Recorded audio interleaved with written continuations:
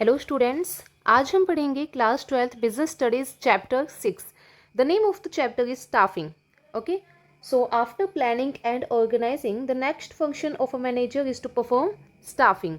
Planning and organising के बाद जो नेक्स्ट फंक्शन एक मैनेजर परफॉर्म करता है उसको हम बोलते हैं staffing function. This is the third function of management. Staffing के अंदर क्या है, जो स्टाफिंग फंक्शन के अंदर मैनेजर जितनी भी जॉब्स है जो क्रिएट की गई है ऑर्गेनाइजिंग फंक्शन के अंदर उसको फिल किया जाता है। ठीक है, उसमें लोगों को जो है लगाया जाता है, उसमें लोगों को एम्प्लॉयमेंट दी जाती है। तो सबसे पहले स्टाफिंग का क्या मतलब होता है? Staffing means putting the right persons at the right job and at the right time. It includes finding people, training them and keeping them motivated so they can work properly in the organization. In short, staffing means recruitment plus selection, training and development. So this is the staffing.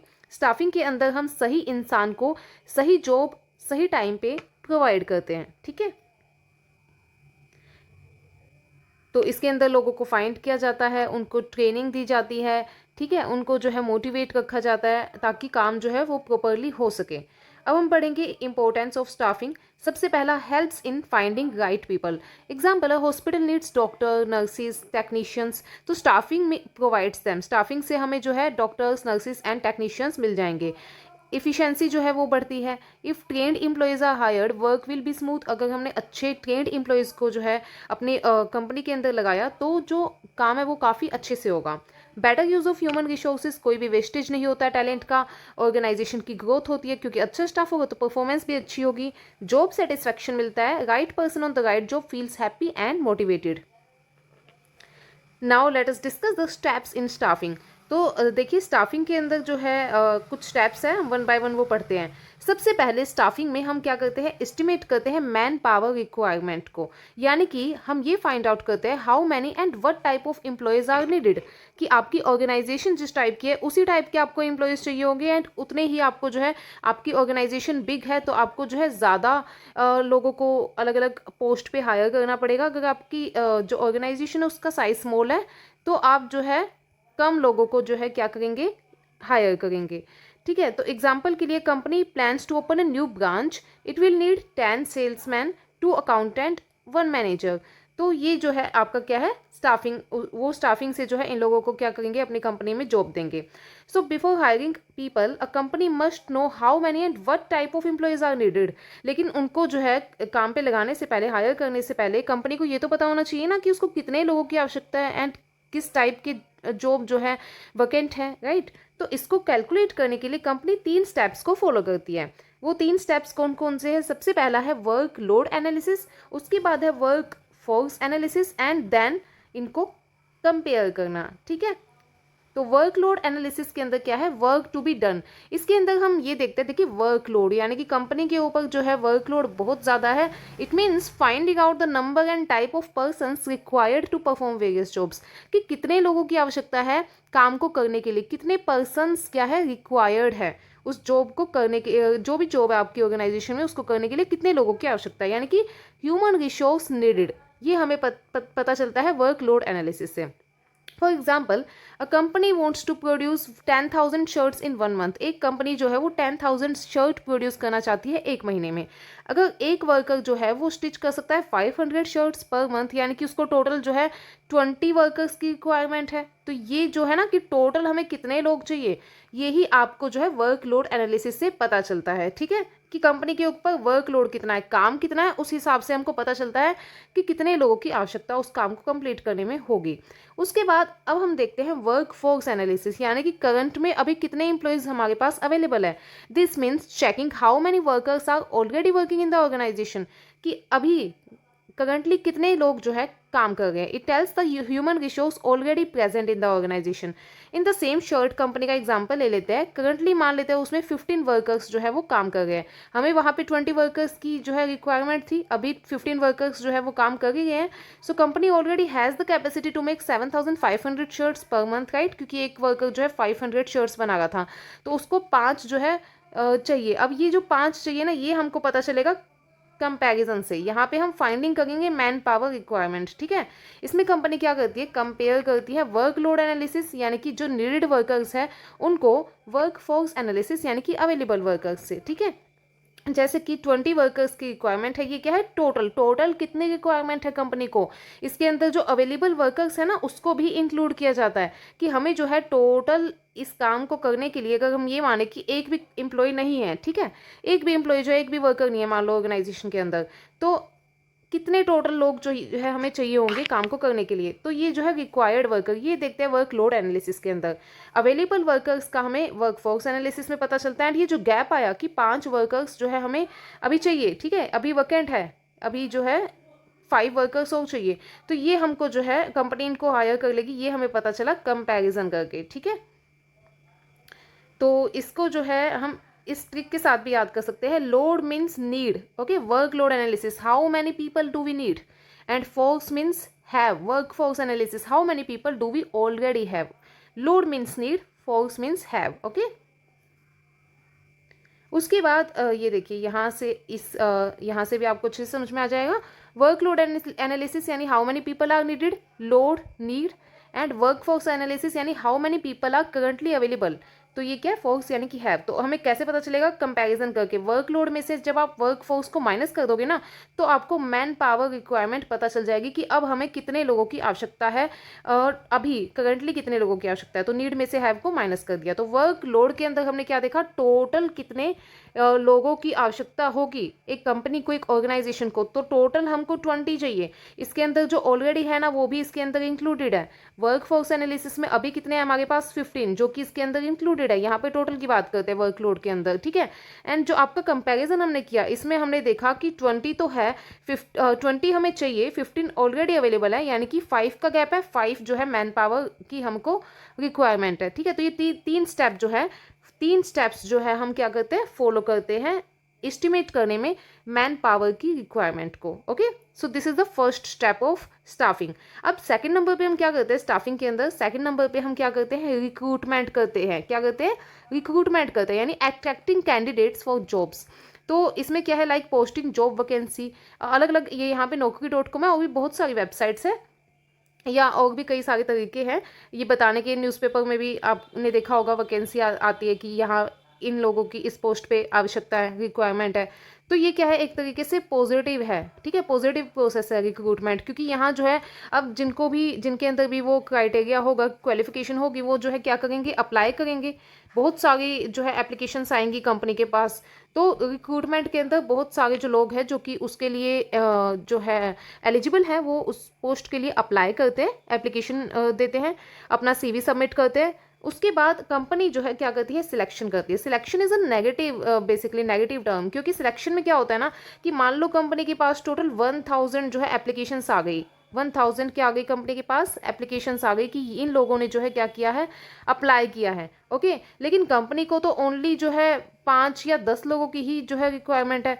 अब company उनमें से जो best 5 to 10 लोग होंगे ना उनको जो है कंपनी सिलेक्ट करेगी। अब कंपनी कैसे चूज करेगी, बेस्ट कैंडिडेट्स को उन एप्लीकेंट्स में से कैसे कंडक्ट करेगी, रिटन टेस्ट, इंटरव्यू, ठीक है, to select one best accountant out of 20 applicants. Like 20 applicants ने अप्लाई किया, एक ही चाहिए लेकिन कंपनी को, तो उसके लिए कंपनी क्या करेगी, रिटन टेस्ट, इंटरव्यू, या जो भी उस जॉब की जो एलिजिबिलिटी क्राइटेरिया उस हिसाब से कंपनी टेस्ट लेगी कि कैसे हम जो है फाइंड आउट करें कि कौन सा एम्प्लॉय जो है वो बेस्ट सूटेड होगा इस जॉब के लिए, ठीक है।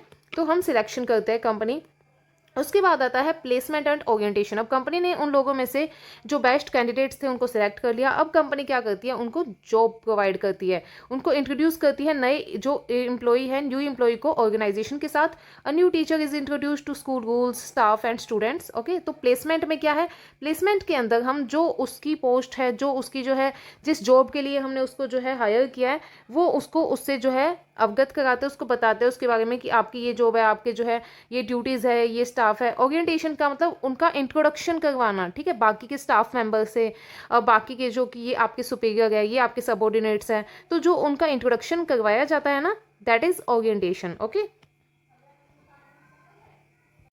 तो अब हम करते हैं परफॉर्मेंस अब हमने जो है उनको दे दी ट्रेनिंग। उसके बाद हम करते हैं या प्लेसमेंट एंड ओरिएंटेशन के बाद 5th नंबर पे हम उनको ट्रेनिंग देते हैं एंड डेवलपमेंट करते हैं, यानी giving knowledge and skills to employees. A bank train new employ to use computer software. Okay, तो उनको क्या दी जाती है, ट्रेनिंग दी जाती है ताकि वो जो है काम को बेहतर तरीके से कर पाए, उनका डेवलपमेंट किया जाता है। अब हमने उनको ट्रेनिंग भी दे दी। अब हम फाइनली देखते हैं कि उनकी परफॉर्मेंस क्या है, इवेल्युएट करते हैं उनकी परफॉर्मेंस को अगेंस्ट सम स्टैंडर्ड्स। कुछ स्टैंडर्ड्स कंपनी ने जो है निर्धारित किए होते हैं, उसके बेसिस पे कंपनी इवेल्युएट करती है उसकी परफॉर्मेंस को कि क्या ये उन स्टैंडर्ड के ऊपर जो है बेस्ट परफॉर्म कर रहे हैं या नहीं कर रहे हैं। तो उनकी परफॉर्मेंस को चेक किया जाता है।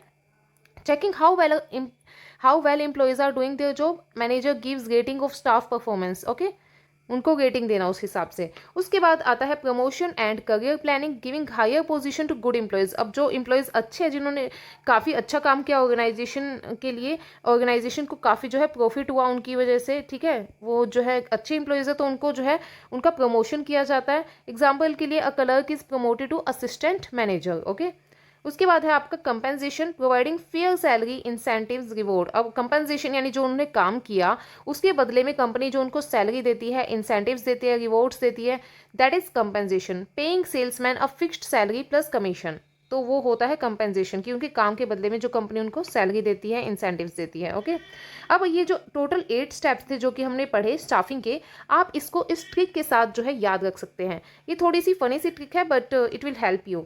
एक राजा से प्यार था पर प्रिंसेस चली, ये गई जो है ये तो एक्स्ट्रा ही है बट सेंटेंस को कंप्लीट करने के लिए मैंने ये लगा दिया। एक राजा से प्यार था पर प्रिंसेस चली गई, ठीक है। एक राजा से प्यार था पर प्रिंसेस चली गई, ठीक है। ई से estimating the manpower requirement, recruitment. R से क्या आ गया, रिक्रूटमेंट। एस से सिलेक्शन। पी से प्लेसमेंट एंड ओरिएंटेशन। टी से ट्रेनिंग एंड डेवलपमेंट। पी से परफॉर्मेंस अप्रेजल। पी से promotion and career planning and C से कंपेंसेशन। ओके, तो आप जो है इससे भी इसको जो है, आपको ये थोड़ी सी लाइन है फनी सी, तो आपको याद ही रहेगी ये, ठीक है।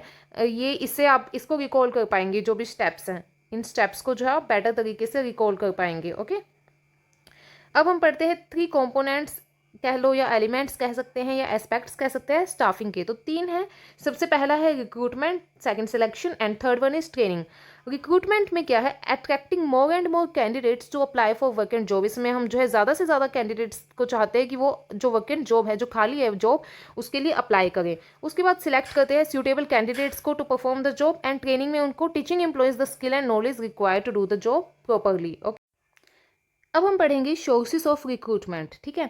सबसे पहला है आपका इंटरनल सोर्सेस एंड उसके बाद है एक्सटर्नल सोर्सेस। इंटरनल के अंदर विद इन द कंपनी जो है, इसमें इंटरनल जो सोर्स ऑफ रिक्रूटमेंट है, इसमें कंपनी क्या करती है, इसके अंदर जो वैकेंट जॉब पोजीशन है ना, उसको जो है एग्जिस्टिंग एम्प्लॉयज़ को ही लगा दिया जाता है वैकेंट जॉब पोजीशन पे। बाहर की जो आउटसाइडर्स हैं उनको जो है इसमें परमिटेड नहीं होता है, उनको कंपनी नहीं हायर करती है। कंपनी अंदर से ही जो है वैकेंट जॉब को फिल कर देती है। जैसे कि इसमें 2 है टाइप्स, एक है ट्रांसफर एंड एक है promotion. Transfer and promotion.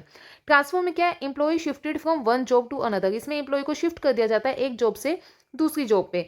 Example के लिए clerk from Delhi branch transfer to Mumbai branch हो सकता है। जैसे दिल्ली ब्रांच में से जो क्लर्क है उसको हमने मुंबई की ब्रांच में जो है नीड होगी क्लर्क की, तो वहाँ पे ट्रांसफर कर दिया, ठीक है। प्रमोशन में क्या होता है, employee shifted to higher position. Example teacher promoted to vice principal. Advantage क्या है इसका, एम्प्लॉय को मोटिवेट करता है, चीपर है एंड लेस ट्रेनिंग रिक्वायरमेंट है इसमें, क्योंकि वो ऑलरेडी कंपनी में काफ़ी टाइम से काम कर रहे थे। उसके बाद डिसएडवांटेज इसका ये फ्रेश टैलेंट नहीं मिल पाता है एंड जेलेसी क्रिएट होती है एम्प्लॉयज़ के बीच में। तो प्रमोशन में क्या था कि जो अच्छा काम करते हैं एम्प्लॉयज़ उनको ही जो है प्रमोट किया जाता है हायर पोजीशन के ऊपर, एंड जो ट्रांसफर है उसमें एक जॉब से दूसरी जॉब पे एम्प्लॉय को क्या कर दिया जाता है, शिफ्ट कर दिया जाता है। तो ये 2 जो है इसके मेथड से इंटरनल सोर्सेस ऑफ रिक्रूटमेंट के। अब हम पढ़ेंगे एक्सटर्नल सोर्सेस ऑफ रिक्रूटमेंट, यानी बाहर से आउटसाइड टैलेंट को जो है कंपनी जब इन्वाइट करती है इन द ऑर्गेनाइजेशन। तो इसके बहुत सारे मेथड्स है। इसका एडवांटेज ये अभी पढ़ेंगे वन बाय वन। एडवांटेज ये है फ्रेश टैलेंट मिलता है, चॉइस बहुत ज़्यादा बढ़ जाती है, इतने सारी एप्लीकेशंस आएंगी कंपनी के पास, कंपनी उनमें से बेस्ट वन को सिलेक्ट करेंगी। एंड डिसएडवांटेज ये थोड़ा एक्सपेंसिव एंड टाइम कंज्यूमिंग है, ठीक है। Main external sources of recruitment कौन कौन से है, सबसे पहला है आपका डायरेक्ट रिक्रूटमेंट यानी कि गेट हायरिंग। ये जो डायरेक्ट रिक्रूटमेंट है इसमें बेसिकली क्या होता है कि people are directly hired at the factory office gate for casual jobs. Okay, example, of factory hire daily wage workers for loading unloading.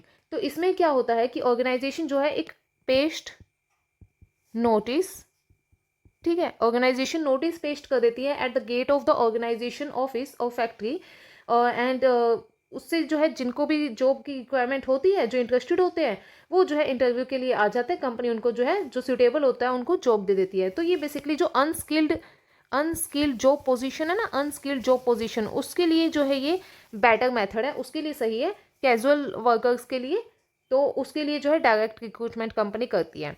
उसके बाद है आपका एम्प्लॉयमेंट एक्सचेंज। ये क्या है, एक तरीके से गवर्नमेंट एम्प्लॉयमेंट एक्सचेंज एजेंसी है, गवर्नमेंट ऑफिसेज जो कि हेल्प करते हैं जॉब सीकर को एम्प्लॉयमेंट फाइंड आउट करने में, जिनको जॉब चाहिए उनको एम्प्लॉयमेंट जो है दिलाने में ये हेल्प करते हैं। एंड ये क्या है, गवर्नमेंट की होती है, government as a middle man इसमें काम करती है between job seeker and the organisation who have vacant position. तो इसमें जो जॉब सीकर्स होते हैं वो अपने रेज्यूमे, सीवी वगैरह जो है, अपनी डिटेल्स, क्वालिफिकेशन वगैरह इनको दे देते हैं, एंड ये उसको जो है एक्सचेंज करती है जिनको जो कंपनीज है जिनको चाहिए, ठीक है। तो जैसे teacher, clerk, driver get the job through employment exchange, okay. उसके बाद है advertisement. Vacancies are advertised in newspaper, TV, radio, job portals. आपने देखा होगा न्यूज़पेपर पे जो है एक एम्प्लॉयमेंट का अलग से होता है कॉलम, वहाँ जो भी जॉब निकली होती है जगह जगह वो जो है उनकी बारे में एडवर्टाइज किया होता है। Infosys advertises job vacancies on naukri.com, okay. तो एडवर्टीजमेंट से भी कंपनी जो है फ्रेश टैलेंट को इनवाइट करती है। उसके बाद है placement agencies and management consultants. ये जो प्लेसमेंट एजेंसीज है ये भी एक तरीके से नेशन वाइड सर्विस जो है प्रोवाइड करती है of matching demand and supply of workforce, ठीक है। ये जो एजेंसी है ये भी रेज्यूमे जो है अपने पास रखती है, जो जॉब सीकर है उनका, जो सुटेबल कैंडिडेट्स हैं उनका, एंड जो एम्प्लॉयमेंट एक्सचेंज ये क्या करती है, जो ऑर्गेनाइजेशन है वो भी इनसे कांटेक्ट में होती है, तो ये उनको जो है एक्सचेंज कर देती हैं। बस डिफरेंस ये है इसमें, एंड ये जो हमने एम्प्लॉयमेंट एक्सचेंज पढ़ा एंड ये जो प्लेसमेंट एजेंसीज है, कि ये जो है जो प्राइवेट एंटरप्राइजेस है वो रन करते हैं, ये जो है प्राइवेट लोगों के द्वारा जो है चलाई जाती है, ठीक है। वहीं ये जो है ये क्या थी, गवर्नमेंट ऑफिसेस थी, गवर्नमेंट की थी, okay. This is the difference. उसके बाद है आपका कैंपस रिक्रूटमेंट। कैंपस रिक्रूटमेंट में क्या होता है कि companies visit colleges, universities to hire fresh graduates. तो इसमें जो प्रोफेशनल कॉलेजेस है, ठीक है, टेक्निकल इंस्टीट्यूट्स, तो फ्रेश ग्रेजुएट्स को जो है लेटेस्ट जिनको लेटेस्ट टेक्नोलॉजिकल नो हाउ है, जो अच्छे से मतलब अभी जो फ्रेश टैलेंट निकला है उनको जब कंपनी हायर करना चाहती है तो कंपनी कैंपस रिक्रूटमेंट करती है। जैसे TCS hire B Tech students directly from IITs, NITs, ठीक है। तो इसमें जो है ये this type of recruitment is more common. ये बेसिकली जो है ना जो इंजीनियर वगैरह होते हैं उनके लिए, या जो कंप्यूटर प्रोग्रामर्स होते हैं, MBAs होते हैं, उनकी जो उन लोगों की जो हायरिंग है वो कैंपस रिक्रूटमेंट के द्वारा की जाती है, ठीक है। उसके बाद आपका आता है recommendation of employees. Recommendation of यानी कि जो करंट एम्प्लॉयज़ है ना वो ही सजेस्ट कर देते हैं अपने फ्रेंड्स का या रिलेटिव्स का नाम। And IT company hire a software developer on the reference of its employ. कि कंपनी अपने ही एम्प्लॉयज़ को बोल देती है कि आप किसी हमें जो है एक सॉफ्टवेयर डेवलपर की रिक्वायरमेंट है, तो अगर आप जानते हो या आपके कोई फ्रेंड सर्कल में हो तो आप बता दीजिए। तो वो जो एम्प्लॉयज़ हैं करंट एम्प्लॉय वो ही सजेस्ट कर देते हैं अपने फ्रेंड्स का या रिलेटिव्स का नाम, कंपनी उनको जो है इंटरव्यू लेके हायर कर लेती है, ठीक है। ये है एम्प्लॉय से रिकमेंडेशन लेके उनको जो है लगाना। उसके बाद आपका आता है labour contractors. Labour contractor maintain close contact with labour and they can provide the required number of unskilled worker at short notice. इसमें बेसिकली जो लेबर कॉन्ट्रैक्टर्स होते हैं ना उनके पास जो है बहुत सारे क्लोज कॉन्टैक्ट में वर्कर्स होते हैं। ये उनको जो है कंपनी को चाहिए किसी भी स्पेसिफिक जॉब के लिए, तो ये उनको जो है प्रोवाइड कर देते हैं। जैसे कि a contractor supply 50 security guard to a mall. तो इनके पास जो बहुत सारे कॉन्टैक्ट होते हैं लेबर कॉन्ट्रैक्टर्स के पास, जब कंपनी को चाहिए होता है कंपनी इनसे कॉन्टैक्ट कर लेती है, ये कंपनी को जो है वो प्रोवाइड कर देते हैं। उसके बाद है web portals, online recruitment, internet job sites and company website R used for hiring. Example job posted on LinkedIn, Indeed और कंपनी ऑन करियर पेज। तो ये जो है अलग अलग वेब पोर्टल्स है जहाँ पे कंपनी जो है जो सर्टेन वेबसाइट्स है, ये जो है ना ये जो वेबसाइट्स होती है बेसिकली ये उसी के लिए डिज़ाइन की जाती है। मतलब इसमें जो है ना जॉब सीकर की एंड कंपनी जिनके पास वैकेंट जॉब पोजीशन है उसके बारे में ही जो है यहाँ पे दिखता है आपको कि कौन कौन सी कंपनी में रिक्वायरमेंट है।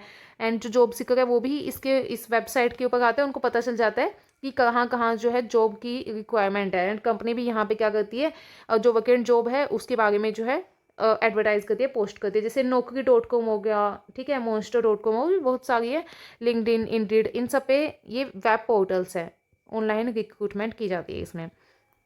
उसके बाद आपका आता है casual callers, waiting list applicants. Many people apply for job on their own in a company even when no vacancy is advertised. कई लोग जो है जब कोई वैकेंसी भी नहीं है तब भी कंपनी में क्या करते हैं, खुद से ही कंपनी के अंदर क्या करते हैं, अप्लाई करते हैं। कंपनी उनकी जो एप्लीकेशन है उनको वेटिंग लिस्ट में रख लेती है और जब कंपनी के पास वैकेंसी आती है तो कंपनी उनको कॉल कर लेती है। एग्जाम्पल के लिए a student submit his CV to HDFC bank even when no vacancy is open, लेकिन 3 महीने के बाद a vacancy comes and the bank calls him for interview. ठीक है, तो कैंडिडेट जो है खुद से अप्लाई करते हैं, कंपनी उनको बाद में कॉल कर लेती है जब कंपनी के पास वैकेंसी ओपन होती है।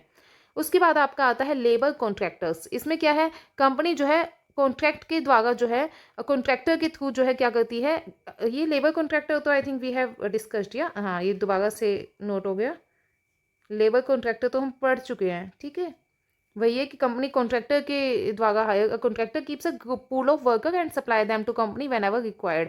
अ mall hire 50 cleaner through labour contract. A construction company get 100 daily wage worker. तो इतने सारे कंपनी एकदम से कैसे लेके आएगी, लेबर कॉन्ट्रैक्टर को कंपनी कॉन्टैक्ट करती है और इनके पास होती है बहुत सारे जो है ग्रुप ऑफ वर्कर्स होता है इनके पास, तो कॉन्टैक्ट में बहुत सारे होते हैं, तो ये जो है एक मिडल मैन की तरह काम करते हैं, वर्कर्स जो है कंपनी को प्रोवाइड कर देते हैं। ठीक है,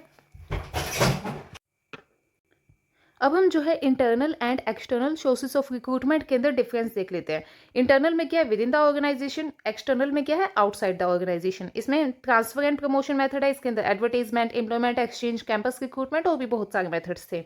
ये क्या है, चीप है, कोई भी एडवर्टाइजमेंट की रिक्वायरमेंट नहीं होती है, जबकि जो आउटसाइड वाली है यानी कि एक्सटर्नल सोर्स है ये क्या है, एक्सपेंसिव है, क्विक प्रोसेस है, ये टाइम कंज्यूमिंग है, एप्लीकेशंस, इंटरव्यूज बहुत ज़्यादा टाइम लग जाता है। लिमिटेड चॉइस है, ओनली करंट एम्प्लॉयज़, लेकिन इसमें वाइडर चॉइस है, new and fresh talent company जो है हायर करती है। मोटिवेट करता है एम्प्लॉयज़ को, चांस ऑफ प्रमोशन है, लेकिन इसमें डीमोटिवेट हो जाते हैं employ if outsiders are preferred. उनको डर लगता है कि कंपनी हमको ना हटा दे। ठीक है, सुटेबिलिटी क्या है, best when existing staff has required skill, best when new skill और fresh ideas are needed. Example के लिए clerk promoted to manager, and इसमें क्या है, hiring new MBA graduate from campus. Okay, अब हम पढ़ेंगे ट्रेनिंग की 2 मेथड्स है। देखिए, जो ट्रेनिंग देती है ना कंपनी अपने एम्प्लॉयज़ को, तो उसके जो है 2 मेथड है, एक है on the job training and एक है of the job training. On the job training यानी कि कंपनी जो है जॉब करने के दौरान ही उनको जो है सिखाती है, उनको ट्रेनिंग प्रोवाइड करती है वर्क प्लेस पर ही। वहीं जो ऑफ द जॉब ट्रेनिंग है, इसमें जो है उनको जब वो काम करे तब नहीं, उनको अलग से एक जो है, अलग से एक वेन्यू होता है, अलग से इंस्टीट्यूट्स होते हैं, वहाँ पे उनको जो है ट्रेनिंग प्रोवाइड की जाती है, उसके बाद एक्चुअल वर्क प्लेस पे वो काम करते हैं। तो learn by doing job at work place. वहीं ऑफ द जॉब ट्रेनिंग में क्या है, लर्निंग क्लासरूम, ट्रेनिंग सेंटर होते हैं, वहाँ जो है वो सीखते हैं। ये क्या है, प्रैक्टिकल स्किल्स के लिए जो है फोकस किया जाता है, इसमें प्रैक्टिकली जब वो काम देखेगा, करके सीखेगा वर्क प्लेस पे। ठीक है, यह वहीं इसमें जो है थ्योरी एंड कॉन्सेप्ट्स के ऊपर फोकस किया जाता है। ये चीप है क्योंकि कोई भी एक्स्ट्रा सेटअप कंपनी को नहीं करना पड़ा, अपनी वर्क प्लेस पे ही उन्होंने जो है ट्रेनिंग करके सीख लिया काम। वहीं ऑफ द जॉब ट्रेनिंग क्या है, थोड़ा कॉस्टली पड़ता है, ट्रेनर्स हायर करना, सेंटर्स बनाना, तो ये जो है कॉस्टली है। ठीक है, प्रोडक्टिविटी क्या है, वो काम भी करता है, सीखता भी है, दोनों काम साथ में हो गए। वहीं ये क्या है, अवे फ्रॉम, इसमें प्रोडक्टिविटी जो है नहीं है, क्योंकि वो जो है अभी केवल क्या कर रहा है, सीख रहा है, लर्निंग कर रहा है। Right, suitability, simple and routine jobs के लिए जो है ये सूटेबल है, लेकिन जो कॉम्प्लेक्स एंड प्रोफेशनल जॉब्स हैं वो तो हम डायरेक्टली नहीं दे सकते ना करने के लिए, उनको तो पहले प्रॉपरली सिखाना पड़ेगा। तो ये कॉम्प्लेक्स एंड जो प्रोफेशनल जॉब्स है उसके लिए of the job training he best है। अब इसमें मेथड्स क्या है, अप्रेंटिसशिप यानी कि एक्सपर्ट के अंडर सीखना, coaching, senior guides, junior, job rotation, induction, and इसमें vestibule model workshop, lectures, case study, role play, internship, ये सारे मेथड्स हैं। हम 1 बाय 1 इन मेथड्स के बारे में पढ़ेंगे। Example, new bank employ learn by working under senior, and इसका एग्जाम्पल क्या है, manager attend leadership workshop in hotel. Okay, अब हम पढ़ेंगे इसको डिटेल में। ऑन द जॉब ट्रेनिंग यानी कि learn while working, employ learn directly at the work place while doing the actual job. अब इसमें सबसे पहला क्या है, apprenticeship programme, a trainee work under the guidance of an expert for a fix time. Example के लिए, trainee electrician work under a senior electrician to learn writing skills, wiring skills, useful for jobs that need technical skills, plumber, mechanic, carpenter का आपने देखा होगा कि carpenter के साथ plumber या इलेक्ट्रीशियन के साथ जब ये, जैसे आपको आपने घर में भी बुलाया होगा, कुछ जो है इलेक्ट्रीशियन का काम होगा, तो इनके साथ जो है ना एक और साथ में इंसान होता है, वो कि सीख रहा होता है। एक तो जो एक्सपर्ट है उसमें, एंड एक जो है वो सीख रहा है साथ में, तो वो क्या है, एक तरीके से अप्रेंटिसशिप प्रोग्राम, यानी वो ट्रेनिंग ही ले गए हैं, उनके साथ काम करके देख देख के वो सीख रहे हैं, ठीक है। उसके बाद है कोचिंग, अ सीनियर और experienced employ teaches a junior. A sales manager coaching a new sales person on how to handle customer, यानी उनको जो है कोचिंग देना, उनको साथ साथ में बताते रहना, सिखाते रहना। It is like a teacher student relationship inside the company, company के अंदर ही, ओके। उसके बाद है आपका जॉब रोटेशन।